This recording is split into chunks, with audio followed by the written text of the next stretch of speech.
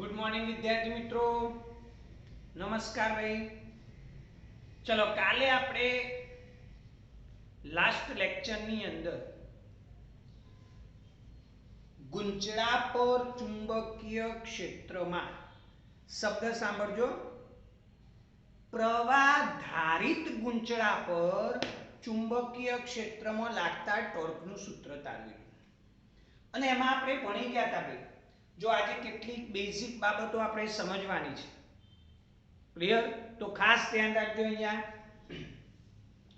તો આવી રીતે ગૂંચળું જોયું, ખાલી સિમ્પલ ગમે તેવું ગૂંચળું તમે કહી શકો। ચલો ભાઈ, આવું એક આપણે કાલ ગૂંચળું જોયું હતું કે નહીં? ક્લિયર? આ ગૂંચળાની ચુંબકીય મોમેન્ટ એમ સદિશ બરાબર લખું તો IA સદિશ હતું ભાઈ, મૂલ્ય લખું તો m બરાબર IA। કમ્પ્લીટ ભાઈ?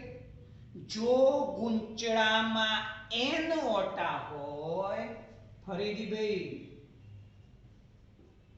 ગુંચળામાં n ઓટા હોય તો મોમેન્ટ બને NIA। ફરીથી ભાઈ, ગુંચળામાં n ઓટા હોય તો મોમેન્ટ બને NIA। કમ્પ્લીટ? ખ્યાલ આવી ગયો કે નહીં ભાઈ? ક્લિયર? તો આમાં n ઓટા હોય તો મોમેન્ટ બને NIA। હવે સમજો, આ તો ભાઈ આપણે ચુંબકીય ક્ષેત્રમાં વાત કરી, કમ્પ્લીટ? એ જ રીતે વિદ્યુત ક્ષેત્ર માટે તમે આવું ભણી ગયા હતા, પ્લસ ક્યુ માઈનસ ક્યુ બે વીજભારો એકબીજાથી 2a અંતરે રાખેલા હોય। ફરીથી, પ્લસ ક્યુ અને માઈનસ ક્યુ બે વીજભારો એકબીજાથી 2a અંતરે રાખેલા હોય તો ડાયપોલ મોમેન્ટ બરાબર સૂત્ર તો 2a * q। ખબર પડી ગઈ? તો આ વિદ્યુતીય મોમેન્ટ હતી અને આ ચુંબકીય મોમેન્ટ થઈ ગઈ ભાઈ। ફરીથી, આ ચુંબકીય મોમેન્ટ થઈ, આ વિદ્યુતીય મોમેન્ટ થઈ ગઈ। ખ્યાલ આવ્યો કે નહીં ભાઈ? કમ્પ્લીટ? એનો અર્થ એ થયો, શોર્ટમાં સમજજો ભાઈ, એનો અર્થ એ થયો કે જેમ આ ડાયપોલ હતી એમ આ ગુંચળું પણ ડાયપોલ તરીકે વર્તે છે। હા કે ના? પણ આ વિદ્યુતીય ડાયપોલ હતી ભાઈ। ડાયપોલ હોય એટલે એને ડાયપોલ મોમેન્ટ હોય, વિદ્યુતીય ડાયપોલ હોય એટલે એને વિદ્યુત ડાયપોલ મોમેન્ટ હોય, જેને તમે p વડે દર્શાવતા, p સદિશ બરાબર 2a સદિશ * q। ક્લિયર? ચુંબકીય મોમેન્ટ, આ ચુંબકીય ડાયપોલ છે। આના પરથી એક વસ્તુ ખ્યાલ આવે ભાઈ કે આનો મોમેન્ટ છે એટલે આ ડાયપોલ તરીકે કામ કરે છે, એટલે કે ડાયપોલ તરીકે વર્તે છે। એનો અર્થ એ થયો કે ભાઈ પ્રવાધારિત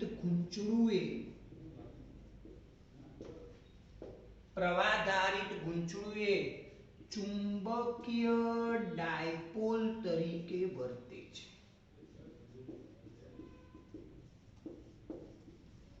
ઇન શોર્ટ, ચુંબકીય ડાયપોલ તરીકે કામ કરે છે। ખ્યાલ આવી ગયો ભાઈ? 100% ખબર પડી ગઈ? ચલો, ખ્યાલ આવી ગયો? એનો અર્થ કે પ્રવાહધારિત ગુંચળું હોય એ ચુંબક તરીકે કામ કરે છે, એનો મતલબ કે ચુંબકીય મોમેન્ટ ધરાવે છે, એનો અર્થ કે ચુંબકીય ડાયપોલ બની ગઈ। કમ્પ્લીટ? તો હવે આપણે એનું સૂત્ર તારવીશું અને વિદ્યુતીય ડાયપોલ સાથે એની સરખામણી કરીશું ભાઈ। ધ્યાન અહીંયા આપજો બધા, ક્વેશ્ચન આવી રીતે પૂછાઈ શકે। ચુંબકીય ડાયપોલ તરીકે પ્રવાહધારિત ગુંચળું, ફરીથી ભાઈ ચુંબકીય ડાયપોલ તરીકે પ્રવાહધારિત ગૂંચળું કમ્પ્લીટ. તો પહેલા સમજી લો પ્રવાહધારિત અહીંયા શબ્દ વાપરવો એટલે લખી શકાય વર્તુળાકાર ગૂંચળું. સમજો, ખાસ ધ્યાન રાખો. એ આ વર્તુળાકાર ગૂંચળું એટલે વર્તુળાકાર રિંગ છે ભાઈ. કમ્પ્લીટ. આની ત્રિજ્યા આપણને ખબર હતી એ ત્રિજ્યાની વર્તુળાકાર રિંગ છે. અહીંયા એની જગ્યાએ તમે r ત્રિજ્યા પણ લઈ શકો. કમ્પ્લીટ. અને આ એની અક્ષ છે ભાઈ. આ વર્તુળાકાર રિંગની અક્ષ છે. આ અક્ષ પર ફરીથી આ વર્તુળાકાર પ્રવાહધારિત ગૂંચળું છે. વર્તુળાકાર પ્રવાહધારિત ગૂંચળું. આ ગૂંચળાની અક્ષ પર કેન્દ્રથી x અંતરે. તો બોલો, આવું સૂત્ર ભણી ગયા હતા કે નહીં? રિંગની અક્ષ પર x અંતરે ચુંબકીય ક્ષેત્ર કમ્પ્લીટ. B બરાબર μ0 I a square upon 2 a square plus x square ની 3/2. ચલો ભાઈ, આવું તો ભણી ગયા હતા કે નહીં? હા કે ના? યાદ કરો ભાઈ, આવું તમે ભણી ગયા હતા કે નહીં? કમ્પ્લીટ. ચલો હવે જુઓ ભાઈ, જો અંતર x ખૂબ દૂર હોય એટલે કે આ રિંગની સાપેક્ષમાં આ અંતર ખૂબ વધારે હોય એટલે કે જો x greater greater greater a હોય તો x શું હોય ભાઈ? ગ્રેટર ગ્રેટર ગ્રેટર a હોય તો x ખૂબ મોટો હોય તો તમે આ એક ખૂબ નાનો થઈ ગયો. નાનો થઈ ગયો એટલે આને અવગણતા. એને શું કરતા ભાઈ? અવગણતા. ખબર પડી કે ના પડી ભાઈ? કમ્પ્લીટ. તો ચલો x ની સાપેક્ષમાં ભાઈ, આની સાપેક્ષમાં એને અવગણવાનું. આ એ અવગણાય તો ના સાહેબ. હા, આ x ની સાપેક્ષમાં આ એ છે તો આને અવગણતા. ઘણા આને અવગણે ભાઈ, આની સાપેક્ષમાં એને અવગણવાનું. તો બોલો b બરાબર μ0 I a square upon આને અવગણો એટલે 2 x square raised to 3/2 2 cut. તો બોલો શું વધ્યું? b is equals to μ0 I a square upon 2x ઘન. ચલો ખ્યાલ આવ્યો આટલા સુધી ભાઈ? કમ્પ્લીટ ખબર પડી ગઈ? ઓકે. ચલો હવે આપણે તો ભણી ગયા ગૂંચળાની ચુંબકીય મોમેન્ટ. આ ગૂંચળું લઈ લઉં તો એનું મોમેન્ટ નું સૂત્ર થાય IA. મોમેન્ટ નું સૂત્ર થાય ભાઈ I into A. કમ્પ્લીટ. આનું ક્ષેત્રફળ એ થઈ જાય પાઈ a સ્ક્વેર. કેમ કે વર્તુળાકાર ગૂંચળું છે એટલે એના ક્ષેત્રફળનું સૂત્ર બને પાઈ r સ્ક્વેર. યાદ છે ને? અહીંયા ત્રિજ્યા એ લીધી છે એટલે a સ્ક્વેર. કમ્પ્લીટ. તો બોલો અહીંયા I a લાવવા માટે ખાસ ધ્યાન આપજો ભાઈ, મોમેન્ટ I a લાવવો હોય તો અહીંયા a લાવવા માટે પાઈ a સ્ક્વેર જોઈએ એટલે પાઈ વડે ગુણી દો μ0 I pi a square upon 2x ઘન અને પાઈ a સ્ક્વેર એટલે વર્તુળનું ક્ષેત્રફળ. એટલે લખી નાખો. ફરીથી મેં શું કર્યું? સોરી, અહીંયા ધ્યાન રાખજો. ઉપર પાઈ વડે ગુણ્યા, નીચે પાઈ વડે ગુણ્યા. ધ્યાન રાખજો, ઉપર એ પાઈ વડે ગુણ્યા ને નીચે પણ પાઈ વડે ગુણ્યા એટલે μ0 I. ચલો પાઈ a સ્ક્વેર એટલે તો સાહેબ a, તો a upon 2 પાઈ x ઘન. ચલો આટલા સુધી ખ્યાલ આવી ગયો? કમ્પ્લીટ. તો હવે સમજી લો. તો સાહેબ આઈએ તો આની ચુંબકીય મોમેન્ટ કહેવાય. એનો અર્થ એ થયો ભાઈ B μ0 n upon 2 pi અને x ઘન. ચલો ખ્યાલ આવી ગયો? કમ્પ્લીટ. 100% ખબર પડી ગઈ. ઓકે. તો આને હું ઉપર નીચે 2 વડે ગુણી દઉં તો આવું મળે. જોજો ભાઈ બધા શાંતિથી ધ્યાન આપજો. ઉપર નીચે 2 વડે ગુણી દઉં. અહીંયા લખું છું, ના દેખાય. μ0/4 પાઈ થઈ જાય કે ના થઈ જાય? અહીંયા 2 વડે ગુણો એટલે 4, અહીંયા 2 વડે ગુણો 2m/x ઘન. ચલો નોટ ડાઉન કરી દો. અહીંયા કે વર્તુળની એટલે કે વર્તુળાકાર ગૂંચળું હોય એની અક્ષ પર કેટલા અંતરે? x અંતરે ચુંબકીય ક્ષેત્રનું સૂત્ર 2m/x ઘન. μ0/4 પાઈ 2m/x ઘન. હવે આ એની ચુંબકીય મોમેન્ટ છે ભાઈ. m એ શું છે? એની ચુંબકીય મોમેન્ટ. ક્લિયર? જોઈ લો એકવાર. કમ્પ્લીટ. આ ચુંબકીય મોમેન્ટ છે અને મોમેન્ટ હોય એનો મતલબ શું થયું ભાઈ? મોમેન્ટ કોની હતી? ડાયપોલની હતી. હવે આ આપણે પ્રવાહધારિત ગૂંચળા માટે વાત કરી. આની સરખામણી આપણે કરીએ વિદ્યુત ડાયપોલ સાથે તો યાદ છે ભાઈ? વિદ્યુત ડાયપોલની અક્ષ પર વિદ્યુત ક્ષેત્ર યાદ છે કે નહીં? વિદ્યુત ડાયપોલ આવી રીતે +q -q. ચલો ભાઈ આ ડાયપોલ છે કે નહીં? આ ડાયપોલની આ અક્ષ કહેવાય. ડાયપોલની આ અક્ષ કહેવાય. આ એનું કેન્દ્ર. અહીંયાથી આ x અંતરે આ p બિંદુ પાસે વિદ્યુત ક્ષેત્રનું સૂત્ર આપણે ચેપ્ટર નંબર 1 ની અંદર ભણી ગયા હતા. યાદ કરો. 2kp/x ઘન. યાદ હોય તો એનો મતલબ E બરાબર k બાર લખું તો 2p/x ઘન. તો બોલો આના જેવું જ આવ્યું કે ના આવ્યું? k બરાબર શું થઈ ગયો? તો સાહેબ k બરાબર μ0/4 પાઈ. k બરાબર μ0/4 પાઈ. p બરાબર m. એનો અર્થ એ થયો ભાઈ કે જેમ આ વિદ્યુત ડાયપોલ હતી એમ આ પ્રવાહધારિત ગૂંચળું એક ચુંબકીય ડાયપોલ બને. ચુંબકીય ડાયપોલ બને. અને આ બીજું કહી દઉં, ડાયપોલ એટલે આમાં બે ધ્રુવો હતા. એટલે કયા કયા? એક +q ને એક -q. પણ આમાં એવી રીતે તમે ધ્રુવો અલગ પાડી શકતા નથી, જે આગળ આપણે ચેપ્ટર 5 ની અંદર ડિટેલમાં સ્ટડી કરીશું. ચલો આટલી ખ્યાલ આવી ગયો? કમ્પ્લીટ. નોટ ડાઉન કરી દો.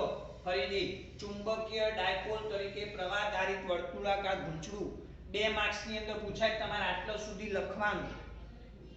ક્લિયર? આટલા સુધી લખીને અહીંયા લખવાનું કે એમ શું છે? ચુંબકીય મોમેન્ટ. એટલે આ વર્તુળાકાર ગૂંચળું એ ડાયપોલ તરીકે વર્તે છે. ચલો ખબર પડી ગઈ? અને એની અક્ષ પર વિદ્યુત ક્ષેત્રનું સૂત્ર જેમ આવતું હતું એવું જ આ સૂત્ર આવે છે કે નહીં? જુઓ, બે ની સરખામણી કરો, બે સૂત્રો સમાન જ આવે છે ભાઈ. કમ્પ્લીટ. જોઈ લો. ચલો ખ્યાલ આવી ગયો ભાઈ? હવે અહીંયા જુઓ, તમે આની સરખામણી કરી ભૂસી નાખું. નોટ ડાઉન કરી દેજો અહીંયા. તો હવે જો k એટલે સાહેબ શું લખાય? તો k બરાબર આવી ગયું μ0/4 પાઈ. તો 1/4 પાઈ એપ્સિલોન 0 બરાબર μ0/4 પાઈ. કમ્પ્લીટ. એટલે આ k એટલે 1/4 પાઈ. ચલો 4 પાઈ કર. તો એનો મતલબ 1/ε0 બરાબર μ0. કોના માટે? પ્રવાહધારિત ગુંચળા માટે. એટલે કે પ્રવાહધારિત ગુંચળું અને વિદ્યુત ડાયપોલ બંને ડાયપોલ તરીકે વર્તે છે ભાઈ. આ વિદ્યુતીય ડાયપોલ છે, પ્રવાહધારિત ગુંચળું એ ચુંબકીય ડાયપોલ તરીકે વર્તે, એટલે એના ચુંબકીય મોમેન્ટ છે. ખબર પડી ગઈ? એટલે આ બેની સરખામણી કરો તમે તો આ વિદ્યુતીય રાશિ કહેવાય, આ ચુંબકીય રાશિ કહેવાય. એ જ રીતે P એ વિદ્યુતીય રાશિ તો M એ ચુંબકીય. હું બે રાશિઓની સરખામણી કરું છું, ધ્યાન રાખજો. આ બરાબર આ એટલે કે વિદ્યુતમાં જ્યારે તમે વિદ્યુતીય ડાયપોલ મોમેન્ટ બોલો તો આમાં ચુંબકીય ડાયપોલ મોમેન્ટ બોલાય. આ બે નહીં હો, ધ્યાન રાખજો, ભૂલતા નહીં. કમ્પ્લીટ ફક્ત ગુંચળા માટે. ખ્યાલ આવી ગયો? નહીં તો તમે આવું સૂત્ર તારવ્યું હશે, કોઈ કે સાહેબ પહેલા તો આપણે આવું તારવ્યું હતું. ક્લિયર? એ વ્યાપક સૂત્ર હતું, આ ફક્ત પ્રવાહધારિત ગુંચળા માટે છે. ચલો ખ્યાલ આવી ગયો અહીંયા સુધી? અને જેમ આમાં વિદ્યુત ક્ષેત્ર હોય એમાં ચુંબકીય ક્ષેત્ર હોય. ઇન શોર્ટ, પ્રવાહધારિત ગુંચળું એ બોલો શેના તરીકે કામ કરે? ચુંબકીય ડાયપોલ તરીકે. કમ્પ્લીટ. જેમ અક્ષ પર આ સૂત્ર મળ્યું એમ વિષુવરેખા પર બોલો શું મળે? ચુંબકીય ક્ષેત્રનું સૂત્ર તો μ0/4πm/x3. જે વિદ્યુતમાં શું મળતું હતું? વિદ્યુત ક્ષેત્ર E બરાબર યાદ આવ્યું kp/x3. કમ્પ્લીટ. એટલે આ તમે ડાયરેક્ટ લખી શકો આના પરથી. k ની જગ્યાએ કયો? μ0/4π, p ની જગ્યાએ m, અંતર એમ ના. પણ આ કોના પર? વિષુવરેખા પર x અંતરે ચુંબકીય ક્ષેત્ર, આ વિદ્યુત ક્ષેત્ર. ચલો જોઈ લો ભાઈ બેની સરખામણી. કમ્પ્લીટ. ચલો વિદ્યાર્થી મિત્રો, નેક્સ્ટ ટોપિક છે બહુ સરસ ટોપિક. ધ્યાન રાખજો ભાઈ, IMP છે. IMP છે.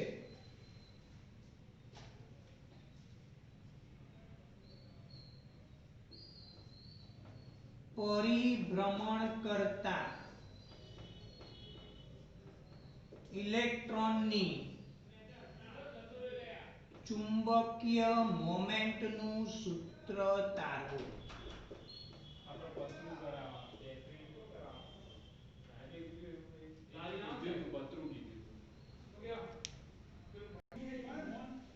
ચલો ભાઈ ધ્યાન આપજો અહીંયા.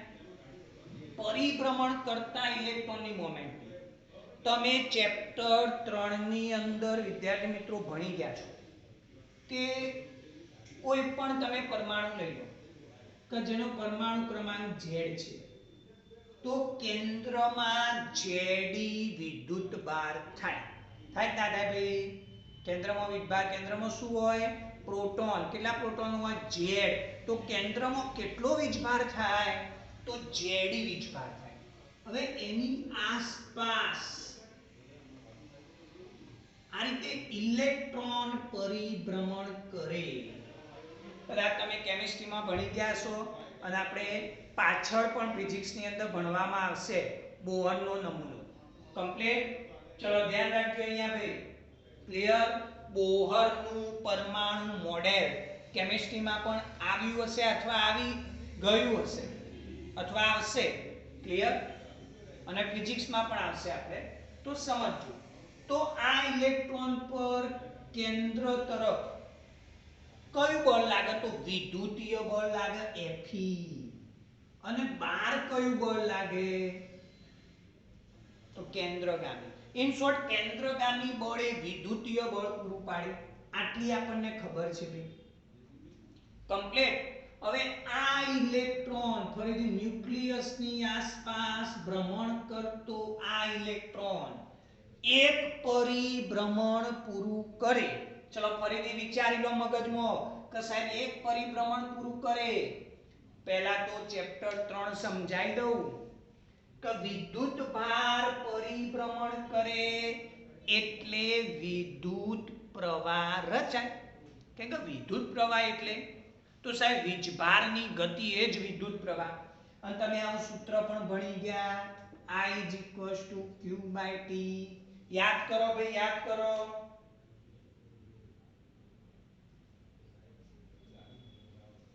યાદ કર્યું?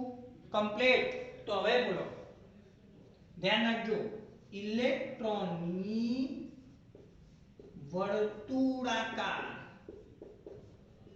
ગતિ દરમિયાન રચાતો વિદ્યુત પ્રવાહ. ફરીથી, ઇલેક્ટ્રોનની વર્તુળાકાર ગતિ દરમિયાન રચાતો વિદ્યુત પ્રવાહ I બરાબર સૂત્ર બને Q/T. Q એટલે પસાર થતો વીજભાર. આ Q એટલે પસાર થતો વીજભાર. તો વીજભાર કેટલું પસાર થાય ભાઈ? E પસાર થાય. E. કેમ કે આ એક જ વીજભાર આમ કરીને અહીંયા આવ્યો. એટલે કોઈ બિંદુ લઉં, દાખલા તરીકે આ બિંદુ, તો E વીજભાર એકવાર પસાર થયો તો અહીંયા પાછો આવ્યો. એક જ વાર E વીજભાર પસાર થયો. કેટલા સમયમાં? તો આવર્તકાળ જેટલા સમયમાં. હા, આવર્તકાળથી વધારે સમય લો તો 2 વારે થાય, 3 વારે થાય. પણ એક આવર્તકાળ એટલે કે એક વખત આવર્તન થાય એમાં E વીજભાર પસાર થાય. એટલે રચાતો વિદ્યુત પ્રવાહ I E/T. ચલો, ખ્યાલ આવી ગયો ભાઈ? કમ્પ્લીટ. અને આપણને બીજું પણ ખબર છે વિદ્યાર્થી મિત્રો કે વર્તુળાકાર ભ્રમણ થાય, આની ત્રિજ્યા r હોય, વેગ v હોય.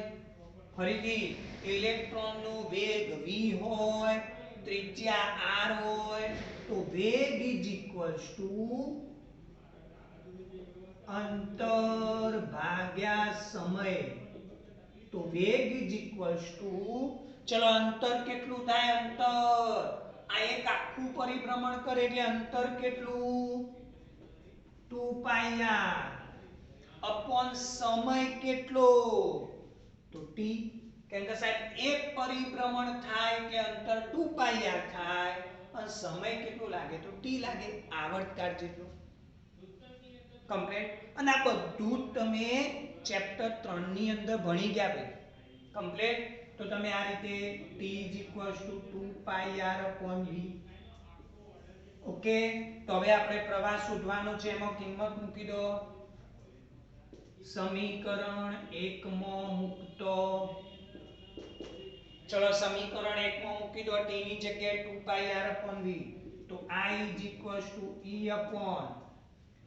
ની જગ્યાએ મૂકો 2πr/v. એટલે કે ev/2πr. આ તમે ચેપ્ટર 3 માં યાદ રાખ્યું હશે કે જ્યારે ઇલેક્ટ્રોન v વેગથી આ ત્રિજ્યાના માર્ગ પર ગતિ કરે ત્યારે રચાતો વિદ્યુત પ્રવાહ I બરાબર ev/2πr. હવે આપણે તારવાનું છે ચુંબકીય મોમેન્ટનું સૂત્ર. ચુંબકીય મોમેન્ટ m = IA. ફરીથી ભાઈ, ચુંબકીય મોમેન્ટ m = IA. કમ્પ્લીટ. તો બોલો, m I એટલે ev/2πr. a એટલે ક્ષેત્રફળ. ક્ષેત્રફળ કેટલું? πr². ચલો, એક r કટ, પાઈ કટ. તો શું થઈ ગયું? EVR/2.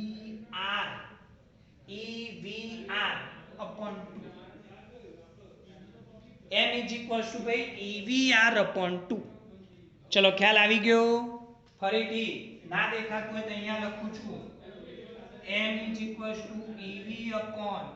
EVR/2. ચલો, ખ્યાલ આવી ગયો આટલા સુધી? આ મળી ગયું ઇલેક્ટ્રોનની મોમેન્ટનું સૂત્ર. ક્લિયર ભાઈ? તો હવે સમજો. આમ બીજું, ઘણી બુકની અંદર આ ચુંબકીય મોમેન્ટ મ્યુ વડે પણ દર્શાવાય ભાઈ. મ્યુ વડે.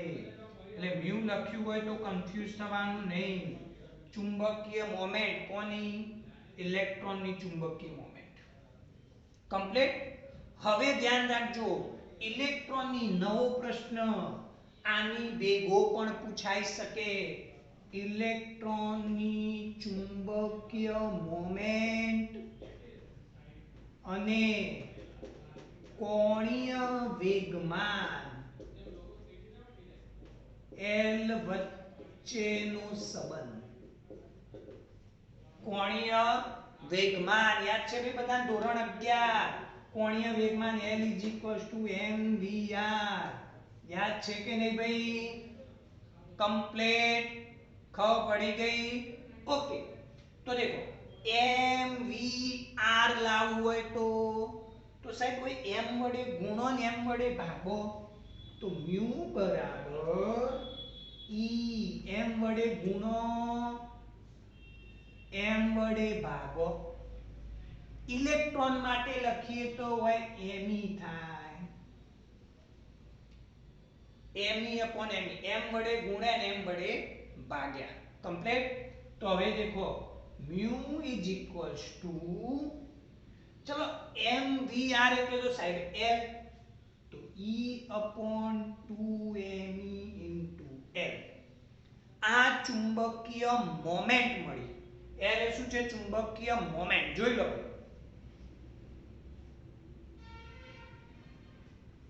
ક્લિયર? ખ્યાલ આવી ગયો? ફરીથી આ ઇલેક્ટ્રોન નું, સોરી મારે બોલવામાં ભૂલ થઈ હોય તો, mu એ ચુંબકીય મોમેન્ટ છે અને L એ ઇલેક્ટ્રોન નું કોણીય વેગમાન. કમ્પ્લીટ. જો આ વસ્તુ તમે સદિશ સ્વરૂપમાં લખો તો mu સદિશ બરાબર -e upon 2me into L સદિશ. હવે તમને એમ થાય કે સાહેબ માઈનસ શેનો આવ્યો? તો ઋણ નિશાની એવું બતાવે છે કે કોણીય વેગમાન અને ચુંબકીય મોમેન્ટ પરસ્પર વિરુદ્ધ દિશામાં છે. જોઈ લો ભાઈ, પરસ્પર વિરુદ્ધ દિશામાં છે. ખ્યાલ આવી ગયો? કમ્પ્લીટ. હા, તમે ભાઈ આ ઇલેક્ટ્રોન લીધો તો, જો એની જગ્યાએ કોઈ ધન વીજભાર હોય, પ્રોટોન હોય કે બીજો કોઈ ધન વીજભાર હોય તો અહીંયા માઈનસ ના આવે, પ્લસ આવે. કેમ? કેમ કે બે એક જ દિશામાં થાય. જોઈ લો આટલા સુધી.